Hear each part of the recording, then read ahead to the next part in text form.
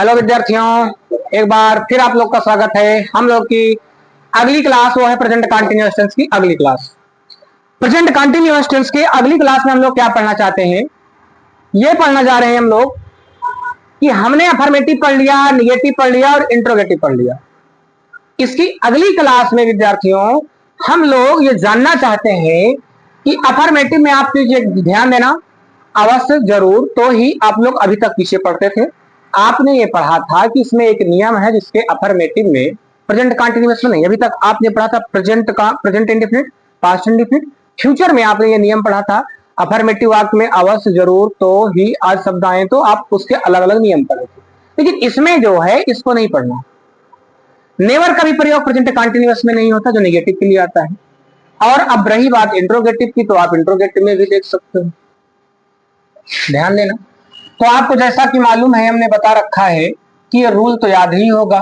नहीं याद है विद्यार्थियों तो इसे दोहराओ, आप तैयार करो, ठीक है।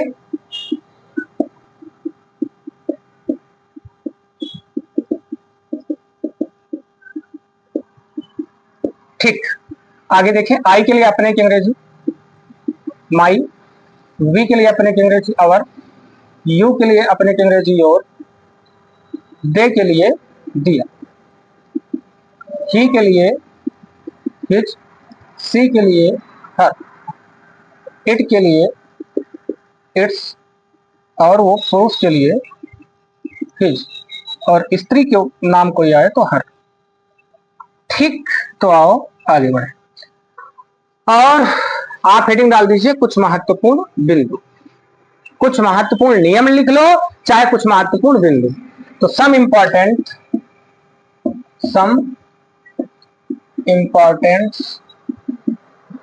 रूल, ठीक। इसमें आप नंबर 1 पर पढ़ें।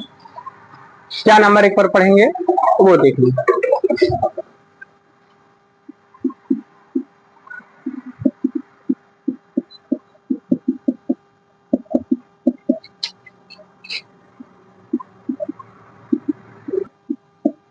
क्यों खिला रही है, गौर करेंगे। राम अपने मेहमानों को यह फल क्यों खिला रहा है। हमने आप लोगों को यह बता दिया है कि अगर आपको इंट्रोगेटिव सेंटेंस मिले तो पहले प्रश्नवाचक शब्द की अंग्रेजी लिखो, उसके तुरंत बाद सहायक क्रिया, फिर कर्ता। लेकिन आपको एक चीज और भी पढ़े हैं और आपको एक चीज मैंने ये बताया भी है कि आप कैसे करेंगे कि अगर प्रश्नवाचक शब्द में कौन और क्या कर्ता के रूप में आ जाए तो इन्हें कर्ता बनाने के तुरंत बाद सहायक क्रिया का प्रयोग करें। जैसे ये देखिए,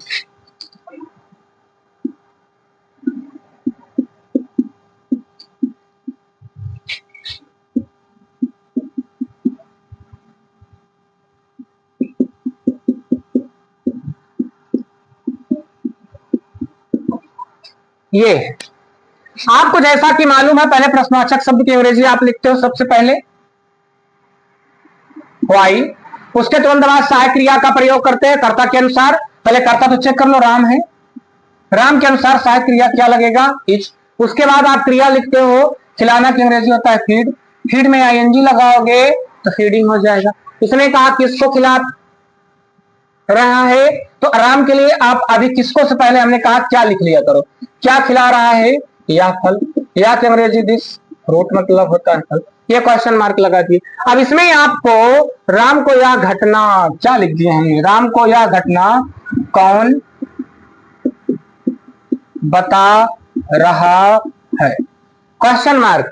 अब आप नोटिस करें कि यहां कौन कर्ता के रूप में है या प्रश्नवाचक शब्द के एडवर्ब के रूप में है, आप खुद पहचानो। अगर यहां कौन आया है तो पहचानो कि आपको कर्ता दिख रहा है राम, और जिसमें हमने बोला है को लगा रहे वो कर्ता नहीं कहलाता बच्चों, वो ऑब्जेक्ट होता है, तो कर्ता इसमें है नहीं, क्योंकि राम के बाद को लगा मिला है तो आपको पहले लिखना पड़ेगा कर्ता। तो कर्ता लिखने के लिए आप हु को कर्ता बनाएंगे, हु करता है, हु के साथ सहायक क्रिया लगाएंगे क्योंकि हु एक वचन होता है, तो हु के साथ में सहायक क्रिया इज लगाएंगे। उसके तुरंत बाद आप क्रिया का प्रयोग करेंगे, कर्ता लिख लिए हो कौन को, सहायक क्रिया लगा लियो इज, उसके बाद आप क्रिया लिखेंगे, बताना की अंग्रेजी होता है टेल, टेल में आईएनजी लगाएंगे तो टेलिंग हो जाएगा। इसने कहा किसको?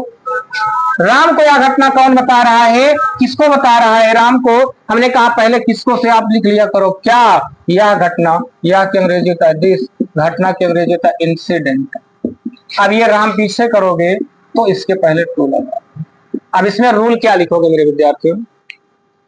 रूल में आप लोग को पहला नंबर क्या लिखना पड़ेगा, समझो। रूल नंबर आप फर्स्ट लिखेंगे, पहला नंबर नियम लिखेंगे। इसमें कहेंगे यदि इस टेंस में भी कौन कर्ता के रूप में आता है तो हु के तुरंत बाद सहायक क्रिया का प्रयोग करते हैं, फिर उसके बाद क्रिया का प्रयोग होता है। नंबर एक है रूल का, रूल नंबर एक का नंबर एक। रूल नंबर दो में यह लिखेंगे जैसा कि हम जानते हैं हु एक वचन है, जैसा कि हम जानते हैं हु एक वचन है, इसलिए सदैव हु के साथ सहायक क्रिया इज का प्रयोग होता है। क्योंकि अगर हु कर्ता के रूप में आएगा तो उसके साथ इज का प्रयोग होता है। ये आपको दो नियम लिखना है, दोनों को उतार लेना है। ये सेंटेंस इसमें का हम आपको और दे देते हैं, एक थर्ड वाला सेंटेंस देखो। व्यापारियों को बाजार में इस घटना के लिए कौन धमकी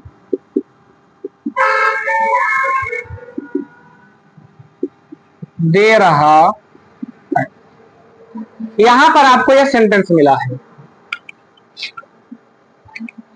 ठीक है विद्यार्थियों, तो आप लोगों को यहां एक सेंटेंस मिला है, व्यापारियों को इस घटना के व्यापारियों को बाजार में इस घटना के लिए कौन धमकी दे रहा है। आपको कर्ता पहले ढूंढना है, और अगर कर्ता यहां पर व्यापारियों अगर आप समझ रहे हो इसके बाद को लगा मिले तो यह कर्ता नहीं है, कर्ता आपको इसे मानना पड़ेगा। हु करता है, इसके तुरंत बाद सहायक क्रिया का प्रयोग करेंगे, जैसा कि हमने अभी भी बताया हु एक वचन, कर्ता के तुरंत बाद सहायक क्रिया इज लग गया। उसके बाद आप क्रिया लिखोगे, धमकी देना की अंग्रेजी होता है थ्रेटन, THREATEN। इसमें आईएनजी लगाना पड़ेगा। हु इज थ्रेटनिंग, इसने कहा किसको? व्यापारियों को। व्यापारी की अंग्रेजी होता है बिजनेसमैन, अगर ढेर सारे हैं तो मैन का मैन होता है। हु इज थ्रेटनिंग बिजनेसमैन, किसको के बाद क्या नहीं है, कैसे भी नहीं है, कहां धमकी दे रहा था? बाजार में। बाजार में की अंग्रेजी होता है, वैसे में की अंग्रेजी तो इन होता है, लेकिन कुछ ऐसे छोटे स्थान है विद्यार्थी याद रखें, कुछ ऐसे छोटे स्थान जैसे बाजार में, स्कूल में, अस्पताल में, इन छोटे स्थानों के पहले में की अंग्रेजी एट का प्रयोग करना ज्यादा बेहतर माना जाता है। तो एट मार्केट, एट मार्केट, कहां के बाद कब नहीं है समय, क्यों जो होता है, क्यों इस घटना के लिए। अब आपको पहले देखना है इस है, फिर घटना है, फिर के लिए। लेकिन आपको जब अंग्रेजी बनाना है तो पहले के लिए की अंग्रेजी बना लेना है, और इसकी अंग्रेजी दिस, घटना की अंग्रेजी होता है इंसिडेंट, और दिस इंसिडेंट। ये हो गया पहला वाक्य। इसमें आप लोगों को एक वाक्य और मैं दे रहा हूं, उसके बाद आपको रूल नंबर 2 लिखना है। देखें इसमें आप क्या लिखेंगे, कैसे लिखेंगे।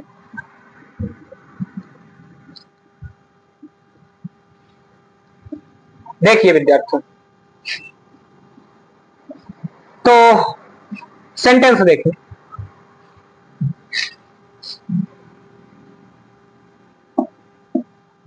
इस गाड़ी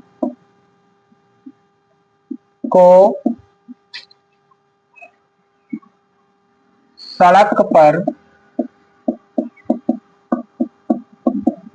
कौन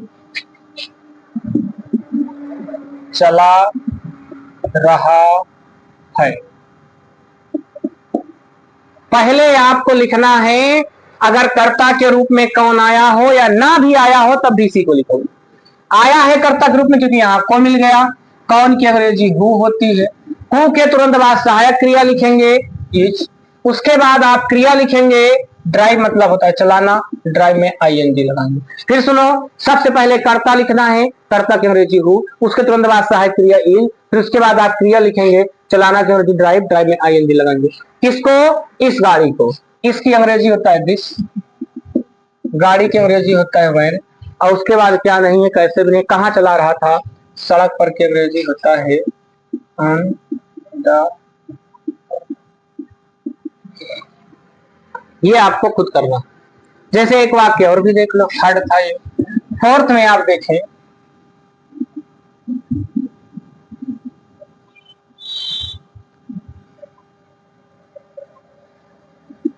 कक्षा में यह मोबाइल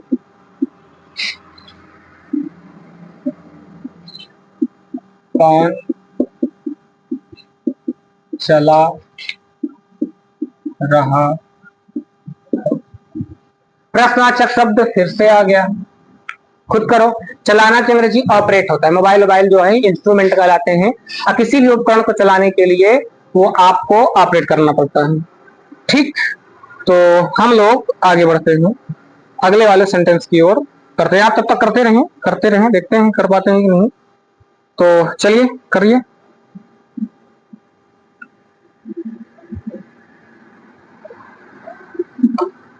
चलें देखें, कौन की अंग्रेजी हु, उसके तुरंत बाद सहायक क्रिया इज, चलाना की अंग्रेजी होता है ऑपरेट, ऑपरेट में आईएनजी लगाएंगे तो ऑपरेटिंग हो जाएगा। Who is operating this mobile in the. ठीक है विद्यार्थी, अब डालेंगे आप लोग रूल नंबर 2। रूल नंबर 2 को कैसे पढ़ेंगे आइए देखते हैं। हाँ विद्यार्थी, तो अब हम लोग देखते हैं रूल नंबर 2। रूल नंबर 2 आप डाले हैं तो उसमें आपको हम पहले लिखवा देते हैं। रूल नंबर 2 में आप लोग क्या लिखोगे वो आप लिखिए। रूल नंबर 2 की शर्त है बच्चों, क्या है वो समझे। रूल नंबर 2 में आप क्या लिखोगे? रूल नंबर 2 कहता है कुछ ऐसी क्रियाएं हैं, आप लिखना स्टार्ट कर सकते हैं। इसमें कहता है कुछ ऐसी क्रियाएं हैं जिनको प्रेजेंट कंटीन्यूअस टेंस में सामान्यतः नहीं हल किया जाता। फिर सुन लो, रूल नंबर 2 में लिखेंगे कुछ ऐसी क्रियाएं हैं जिनको प्रेजेंट कंटीन्यूअस टेंस में सामान्यतः नहीं हल किया जाता है। ये आप नंबर 1 लिखेंगे। अब उसमें थोड़ा रूल नंबर डालेंगे, उसमें आप लिख लेंगे। अब इसमें थोड़ा सा और ऐड करेंगे, जो निम्नलिखित हैं। क्या लिखोगे? प्रेजेंट का कुछ ऐसी क्रियाएं हैं जो प्रेजेंट कंटीन्यूअस टेंस में सामान्यतः नहीं प्रयोग किया जाता है, जो निम्नलिखित है।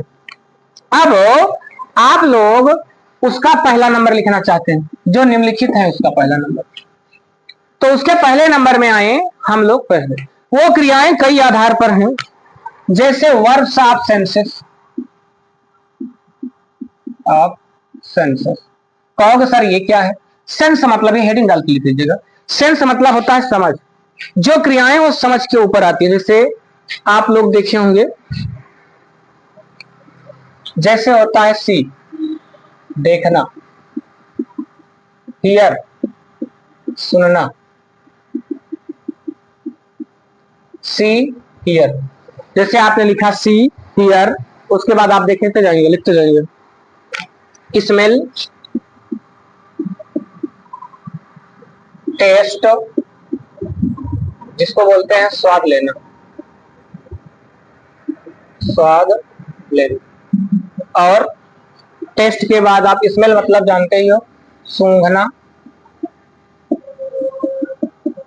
आगे टेस्ट इस हो गया, स्मेल हो गया, स्वाद लेना हो गया। फील हो गया, फील महसूस करना। और सीम प्रतीत होना। ये आपको खुद से लिखना है।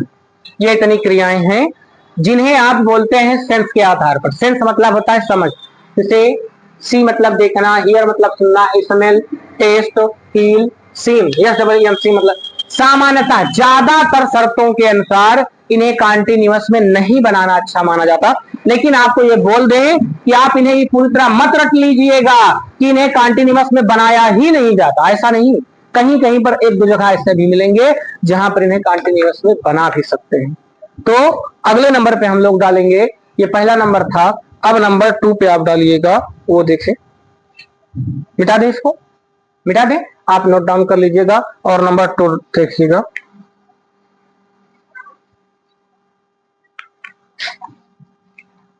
वीडियो रोक करके विद्यार्थियों आप खुद नोट कर लीजिएगा। नंबर 2 पे आप लिखेंगे, वो है वर्ब्स ऑफ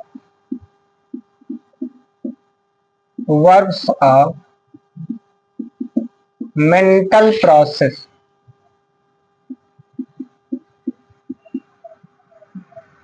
PROCESS, ये आप हेडिंग डालिएगा, इनमें कुछ क्रियाएं हैं उनको लिखिएगा, ठीक है। ये हेडिंग, कौन कौन सी क्रियाएं हैं नोट कर लीजिएगा। बिलीव है, नो है, बिलीव की हिंदी होता है विश्वास करना, नो मतलब होता है जानना, अंडरस्टैंड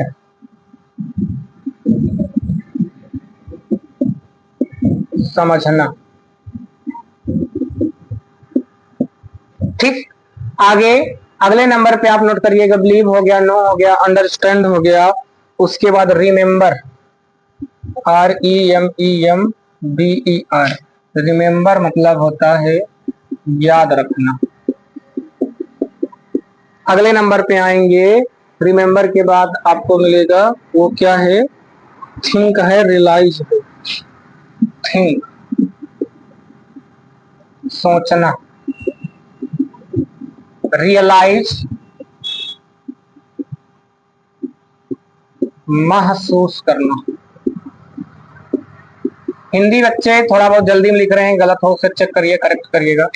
रियलाइज मतलब महसूस करना, थिंक हो गया, फील हो गया, रियलाइज हो गया, बिलीव हो गया, एग्री हो गया, AGREE, एग्री सहमत होना। आगे आगे एग्री के बाद आप लोग नो हो गया, KNOW, नो मतलब होता है जानना। इतने नोट डाउन कर लीजिए, ये आप लिख चुके हैं वर्क ऑफ मेंटल प्रोसेस। अगले नंबर पे आप लोग बढ़ेंगे, नंबर 3।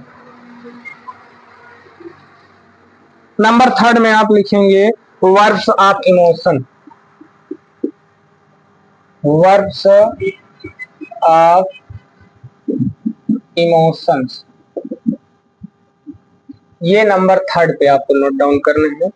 तीसरे नंबर पे इमोशन, इमोशन कौन कौन से बच्चे, लव है, हेट है, इनको आपको लिखना है। लव, लव तो सबको मालूम होगा, हेट तो सबको मालूम होगा, लव मतलब स्नेह करना, प्यार करना, हेट नफरत करना, लाइक होता है LIKE पसंद करना, और लाइक के बाद आप लोग क्या लिखोगे, प्रीफर है PREFER, इसका भी मतलब होता है पसंद करना। और क्या लिखोगे आप लोग पसंद करना के बाद, वांट है और विश है, वांट चाहना, विश इच्छा करना, इच्छा करना। ये इतनी क्रियाएं हैं, इन्हें भी नोट कर सकते हैं 3rd नंबर पर। लगभग लगभग आपको 20 उसके आसपास मिलेंगे बच्चों, जिन्हें आप याद कर सकते हो। आगे इस तरफ वाले को मिटा देते हैं, नोट डाउन कर लीजिएगा वीडियो रोक करके, फिर उसके बाद आगे बढ़ते हैं। हाँ, ऐसी क्रियाओं को आपको याद में रखना है कि सदैव प्रेजेंट इंडिफिनिट टेंस, सदैव नहीं, कुछ शर्तें हैं जो आएंगी, हम आपको बताएंगे, ठीक है। उन कंडीशनों में आप लोग को प्रेजेंट इंडिफिनिट में बना के ही रखना है। 3 नंबर के बाद नंबर 4, नंबर 4 पे आप लोग लिखेंगे verbs of possession, verbs of POSSESS, verbs of possession. आगे पोजीशन के बारे में हम बात करें, जैसे हैव हो गया, हैव मतलब रखना। चलिए आइए HAVE, भैया राइटिंग थोड़ा ध्यान दीजिएगा। HAVE हो गया, ओन हो गया, ओन मतलब भी रखना या मालिक बनना, OWN ओन, ठीक है। बिलोंग मतलब होता है संबंधित होना, मालिक बनना। आगे BEL हो गया, संबंधित होना। ये बच्चे इतने, इसमें 2-3 हैं। अब इनके एग्जाम्पल, आपको इन्हें रटना नहीं है, समझना है। कई कई बीच में ऐसी भी क्रियाएं मिलेंगी जो कंटिन्यूअस में भी बन सकती है। आओ हम पहले एग्जाम्पल के तहत आपको समझाते हैं। इनको आप नोट डाउन कर लीजिएगा। 4 ऐसी स्थितियां हैं जिन्हें आप सदा याद रखें कि प्रेजेंट कंटिन्यूअस में प्रयोग ना करके प्रेजेंट इंडेफिनिट टेंस में प्रयोग की जाती है। तो चलो आए देखें। चलिए देखते हैं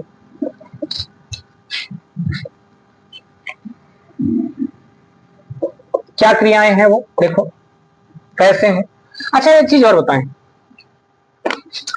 जैसे ये कंटिन्यूअस में मिले तो आप समझिएगा कि प्रेजेंट इंडेफिनिट। जैसे आप बोलते हो यह नींबू खट्टा लग रहा, गौर सुनिएगा, पहला सेंटेंस। नंबर 2, मैं आपको जान रहा हूं।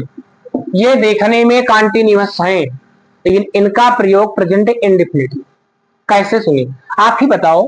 अच्छा एक और भी चीज है, हमने एक चीज और भी बताया, अगर किसी का अस्थाई भाव हो तो उसे प्रेजेंट इंडेफिनिट में, और अस्थाई भाव हो तो उसे प्रेजेंट कंटिन्यूअस में। उसको मैं अस्थाई और अस्थाई को समझा दूं।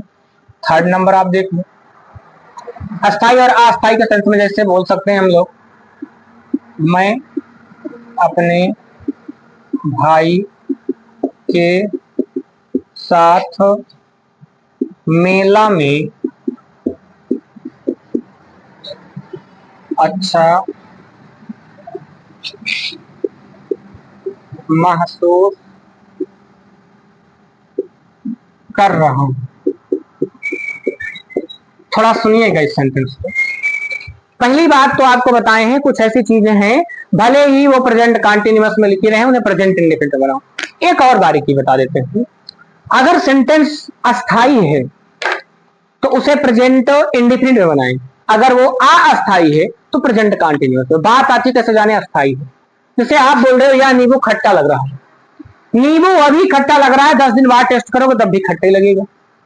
लेकिन आपसे अगर कोई कह दे मैं अपने भाई के साथ मेला में अच्छा महसूस कर रहा हूं, अभी तो अच्छा महसूस कर रहा हूं लेकिन 1 घंटे बाद हो सकता है मेरे साथ कोई घटना हो जाए ना अच्छा महसूस करूं, तो ये अस्थाई है। जो अस्थाई है वो प्रेजेंट इंडेफिनिट, जो अस्थाई है वो प्रेजेंट कंटिन्यूअस।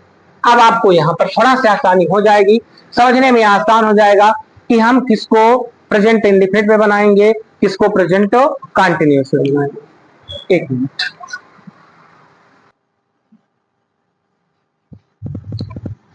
तो चलते हैं, अब आपको थोड़ा और समझे। अगर अस्थाई भाव है तो प्रेजेंट इंडेफिनिट, अस्थाई है तो प्रेजेंट कंटिन्यूअस, सीधा सीधा। जैसे यह नींबू खट्टा लग रहा है, करता या की अंग्रेजी दिस, नींबू की अंग्रेजी होता है लेमन।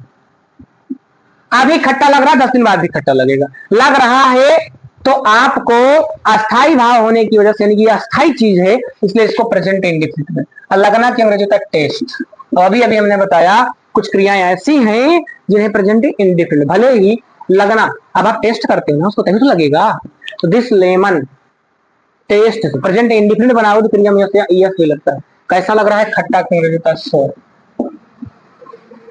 दिस लेमन टेस्ट सोर। अगले नंबर पे मैं आपको जान रहा हूं, ये भैया आप किसी को जान रहे हो, ये कंटिन्यूअस टेंस में बनाना अनुचित माना जाता है।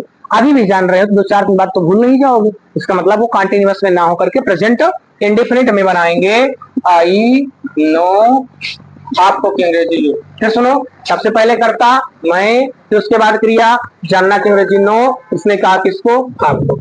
मैं अपने भाई के साथ मेला में अच्छा महसूस कर रहा हूं।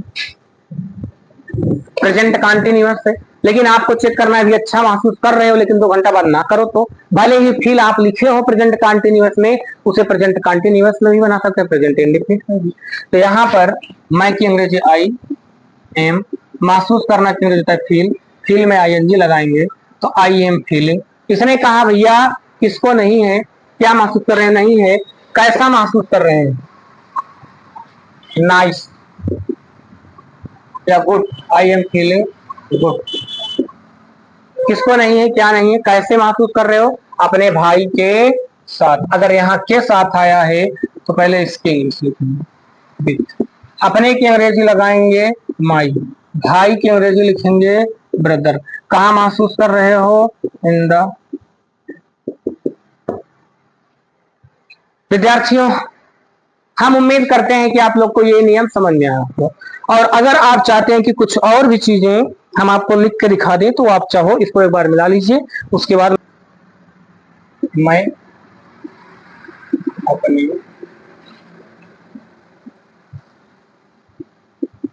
दोस्तों के साथ ठंडा महसूस कर रहा, पहले करता आई, अब भले ही रहा है, रहा हूं, आया है। ठंडा महसूस आज भी करो तो 2 घंटा 4 घंटा बाद भी करो तो आई फील। ठंडा की अंग्रेजी होता है कोल्ड, विथ माई। चलिए विद्यार्थियों, प्रेजेंट कंटिन्यूअस खत्म, अगली क्लास में मिलेंगे पास्ट कंटिन्यूअस के साथ। ठीक, आज के लिए इतना है।